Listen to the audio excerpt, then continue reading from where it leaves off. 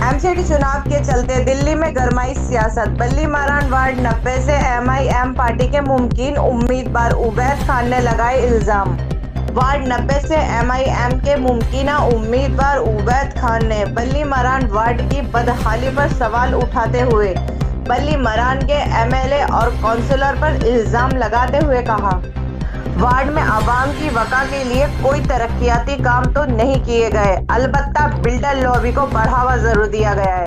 इसी वजह से इलाके की आवाम इस मर्तबा एमसीडी चुनाव में एमआईएम को मौका देकर फिर से बदलाव की शुरुआत करेगी। उबैद साहब, दिल्ली में एमसीडी चुनाव नज़दीक आते ही सभी नॉमिनी उम्मीदवार जो हैं वो अपने अपने कामों को गिनवाते नज़र आ रहे हैं और पार्टियों से दावेदारी करते नजर आ रहे हैं। आप भी बल्ली मारान वार्ड से मुमकिन उम्मीदवार हैं। बल्ली मारान वार्ड से अगर एमआईएम पार्टी से आपको मौका मिलता है तो किन मसलों को लेकर आप आवाम के बीच जाएंगे? अस्सलाम वालेकुम। सबसे पहले तो मैं आपको बताना चाहता हूं कि यहाँ के जो स्कूलों की हालात हैं एमसीडी के और जिस तरीके से यहाँ का निज़ाम स्कूलों का बना रखा है उसको सही तरीके से मेंटेन करेंगे इंशाल्लाह। और दूसरा मुद्दा है यहाँ सफाई का। जो यहाँ कर्मचारी काम सुबह 9 बजे घर वापसी चले जाते हैं और वो किस वजह से चले जाते हैं इसका जवाब तो यहाँ के निगम पार्षद दे सकते हैं, क्योंकि 9 बजे के बाद मैंने नहीं देखा किसी कर्मचारी को यहाँ झाड़ू देते हुए या कूड़ा उठाते हुए। और कूड़े का ढेर, आपसे मेरी दरख्वास्त है कि अगर आप चाहें तो कल एक सर्वे करें और उसके बाद आपको पूरा निज़ाम इलाके का पता लग जाएगा कि किस तरीके से जो है इलाके के अंदर जो उम्मीदवार अभी जीते हुए हैं, जो मंत्री के बहनोई भी लगते हैं मोहम्मद सादिक साहब, वो किस तरीके से काम कर रहे हैं वो सब आपको आवाम खुद अपनी ज़ुबानी बताएगी। लेकिन सर, उनके जो बड़े बड़े दावे हैं कि बल्ली मारान वार्ड जो कि बल्ली मारान विधानसभा भी लगती है जहाँ के विधायक भी इमरान हुसैन हैं और उनके जो बहनोई हैं काउंसलर मोहम्मद सादिक है, इनके बड़े बड़े दावे तरक्याती कामों को लेकर किस तरह के वो दावे, क्या वो दावे कितने सच्चे हैं और कितने झूठे हैं? वही मैं आपसे कहना चाह रहा हूँ कि वो आवाम के बीच जब आप जाएंगे और वहाँ सर्वे करेंगे तो आवाम आपको बताएगी कि किस तरीके के कौन से काम मंत्री जी कर रहे हैं, मंत्रियों के भाई कर रहे हैं और मंत्री के जीजा कर रहे हैं जो यहाँ का निगम पार्षद हैं। तो मैं अपनी ज़बान से आपको क्या बताऊँ जब आवाम खुद तैयार है बताने के लिए, और आगे आने वाले इलेक्शन में आवाम खुद जवाब देगी कि किस तरीके से किसने कितना काम किया है। उबैद साहब, क्या लगता है बल्ली मारान वार्ड की जो आवाम है वो इस बार बदलाव चाहती है? आम आदमी पार्टी जिस तरह फ्री की सहूलतें दे रही है, उन फ्री की सहूलतों के चलते हुए भी क्या आवाम जो है बल्ली मारान की बदलाव 1% आवाम बदलाव चाहती है बल्ली मारान का। जो मेरे अपना नज़रिया है, जो मैं देखता हूँ, लोगों से मुलाकातें करता हूँ, उससे मुझे लगता है कि आवाम इतनी बज़्ज़न आ चुकी है कि हर जगह तो बिल्डर माफिया है, हर जगह कब्ज़े हैं प्लॉटों पर, कहीं के ताले टूटते हैं, कहीं काम नहीं होता, कहीं जो पुराना कदीमी दवाखाना चला आ रहा था हिंदुस्तानी दवाखाना, कहीं वहाँ पर जो है बोर्ड लगा दिया जाता है कि ये आम आदमी पार्टी की पॉली क्लिनिक बन गई। तो मैं कहीं ना कहीं मैं समझता हूँ कि जो आम आदमी पार्टी ने जो अभी पीछे जो दंगे हुए जमुना पार के अंदर और फिर कोरोना के अंदर जो मरकज़ के अंदर सील लगवाई, और आज भी सील ना खुलवाने के लिए पहले कह देते हैं कि हम सील खुलवा देंगे, फिर उसके बाद कह देते हैं हम इजाज़त नहीं दे सकते। तो आवाम इस चीज़ का जो है पूरे तरीके से इंतज़ार कर रही है कि कब इलेक्शन आएगा और कब अरविंद केजरीवाल को जवाब दिया जाएगा।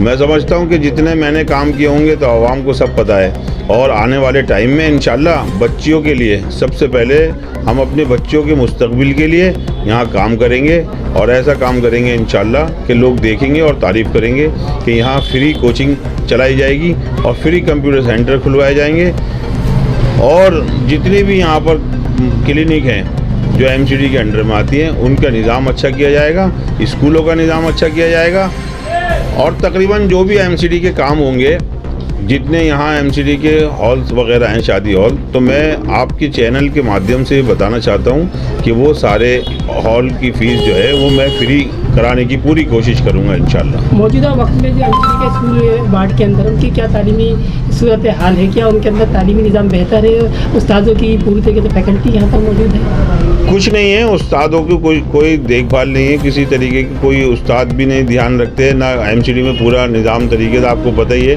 कि केजरीवाल जी जो है वो बीजेपी पे सिक्के के दोनों पहलू हैं। आप समझते हैं कि जो अरविंद केजरीवाल है वही बीजेपी है और जो बीजेपी है वही अरविंद केजरीवाल है। तो बीजेपी की बी टीम जो है वो अरविंद केजरीवाल की है। वो कम से कम मैं समझता हूँ कि ऐसी जगह जहाँ मुसलमान तालीम हासिल करना चाहते हैं वहाँ के स्कूलों को वो बंद करना चाहते हैं, उर्दू को ख़त्म करना चाहते हैं। मैं तो अपनी नज़रिए से समझता हूँ। उबैद साहब, एमसीडी में जिस तरह आम आदमी पार्टी काउंसलर दावा कर रहे हैं कि इस बार दिल्ली सरकार की तरह एमसीडी में भी बदलाव लाएंगे और आम आदमी पार्टी सरकार बनाएंगे, लेकिन क्या लगता है आम आदमी पार्टी जिस तरह आई थी और अन्ना आंदोलन से शुरुआत करके और लोकपाल की बात की थी, लेकिन जब से दिल्ली में आम आदमी पार्टी सरकार है, कितने प्रतिशत आपको लगता है कि बिल्डर लॉबी को बढ़ावा मिला है? मैं आपसे ही पूछना चाहता हूँ कि लोकपाल बिल के लिए जब ये लाए थे और कह के आए थे कि लोकपाल बिल पास होगा, तो कहाँ लाए अरविंद केजरीवाल लोकपाल बिल? कहाँ पास हुआ? फिर उसके बाद में जब ये कह रहे थे कि मैं साइकिल पे विधानसभा जाऊँगा और उसके बाद ये जो है इनोवा के अंदर इन्होंने अपनी वैगनार छोड़ के इनोवा के अंदर सफ़र तय कर दिया, तो आप बेहतर जानते हैं कि कितनी जल्दी इन्होंने जो है गाड़ियां बदलने की कोशिश की और विधानसभा आज भी इनोवा में जाते हैं। और कोई कहते थे कि मैं सिक्योरिटी नहीं लूँगा, उसके बाद में कितनी सिक्योरिटी इन्होंने ले ली है ये आप खुद अंदाज़ा लगा सकते हैं। उबैद साहब, सबसे बड़ा सवाल ये है, पुरानी दिल्ली हल्के की अगर बात करें तो तंग इलाका है, तंग गलियाँ हैं, कारोबारी मार्केटिंग इलाका है, लेकिन बिल्डर माफियाओं के जरिए यहाँ बिल्डिंगें ज़्यादा बनाई जाती है। क्या लगता है आपको कि इलाके के जो विधायक है कहीं ना कहीं इन्वॉल्व रहे उसमें? इन्वॉल्वमेंट इतना है कि आप इलाके में जाएंगे, सर्वे करेंगे तो इलाके के लोग खुद बताएंगे कि किन के घरों में जो है ताले तोड़ करके घुसने की कोशिश करते हैं, किन के प्लॉटों पे कब्जा करने की कोशिश करते हैं। और जो आदमी कल तक इलेक्शन लड़ने के लिए जमुना पार से आए थे, जो यहाँ के विधायक हैं वो यहाँ के भी नहीं हैं, और जो यहाँ के काउंसलर हैं वो भी कुरैशी में रहते हैं। तो मैं बेहतर समझता हूँ आपको कि आप खुद जा कर के लोगों से पूछें, वो आपको बताएंगे कि ये जो तरीके से चले थे जिस काम को लेकर के आवाम की सेवा करने के लिए, आज ये मेवा खा रहे हैं सीटों पर बैठ कर के। तो यही आपको आवाम जवाब देगी आने वाली जो तारीख इलेक्शन इंशाअल्लाह रहमान। मैं समझता हूँ कि इलाके के अंदर लोग उसका पूरे तरीके से वोट देकर जिसको भी चुनेंगे, ईमानदारी से जो भी लोग जिसको वोट देंगे, तो मैं समझता हूँ आने वाले टाइम में सब जवाब दे दिया जाएगा अरविंद केजरीवाल को कि किस तरीके से दंगे कराए जाते हैं, किस तरीके से जो है। 11 महीने से दिल्ली वक्फ बोर्ड के इमा हजरात की तनख्वाह नहीं जा रही है, जबकि केजरीवाल ये कहते हैं कि मुस्लिम हमदर्दी मुझे पूरी है, उसके बाद भी हमें इमा हजरात को परेशान किया जा रहा है। तो इसके लेके क्या कहना है आपका? मैं तो शर्म महसूस करता हूँ ऐसे मुसलमान मंत्री होने पर, जिसको अक़लियत के नाम पे मंत्री बनाया गया हो और जिसको ये कहा गया हो कि मुसलमान के हुकूक़ के लिए बोले, तो 7 साल से जो मंत्री विधानसभा में एक बार आवाज़ नहीं उठा सका हो, वो भी अपने इमामों के लिए, तो इससे ज़्यादा शर्म की बात कोई नहीं है। अच्छा रहा चेयरमैन का सवाल, तो चेयरमैन क्या करेगा इसके अंदर जब उसको फंडिंग दिल्ली सरकार नहीं देगी? तो वो तो खाली हाथ बैठा हुआ है। वो जितने अपने वर्कर्स लगाने चाहिए थे उन्होंने लगा दिए। जो काम चेयरमैन कर सकता है वो कर रहा है, जो नहीं कर सकता उसको जवाब दे दिया कि मैं तनख्वाह 2 दिन में, जब भी मेरी कोई न्यूज़ आती है तो कह देते हैं 2 दिन में, 2-3 दिन में रिलीज़ हो जाएगी। तो आइम्मा हजरात का अगर दुख देखा जाए कि उनकी बच्चियों की शादी थी, अभी दो इमामों की बच्चियों की शादी थी, उन्होंने ये सोचा कि अभी पिछले महीने हमें तनख्वाह मिलने वाली है 27-28 तारीख को, वो डिले हो गई। उसके बाद में उन्होंने बताया कि उबैद भाई हमने शादी जो है डिले कर दी क्योंकि तनख्वाह नहीं मिली। तो ये जो एक दिलों के जज्बातों से खेल रहे हैं लोगों के, तो ये अच्छी बात नहीं है, इनसे बचना चाहिए। क्योंकि मैं समझता हूँ कहीं ना कहीं जो है ऊपर वाला जो है लाठी में उसकी आवाज़ नहीं होती। वार्ड की आवाम से क्या पैगाम है कि वार्ड की आवाम आपको वो कामयाब करके वो हाथों में भेजे और यहाँ के मसाइल हल किए जाए? भाई मैंने आपको इतना बताया कि मैं जो काम करता हूँ, जो भी करूँगा इंशाल्लाह, जो वर्क मैं करता हूँ तो वो आवाम के सामने है, उसकी कोई ढकी छुपी बात नहीं है। पिछले लॉकडाउन में मैंने कितना वर्क किया है, ऑक्सीजन के लॉकडाउन में कितना वर्क किया है, और बहुत सारे दीगर ऐसे काम हैं जहाँ मैं आवाम के लिए हर वक्त शाना बशाना, आवाम भी मेरे साथ खड़ी रहती है और मैं भी आवाम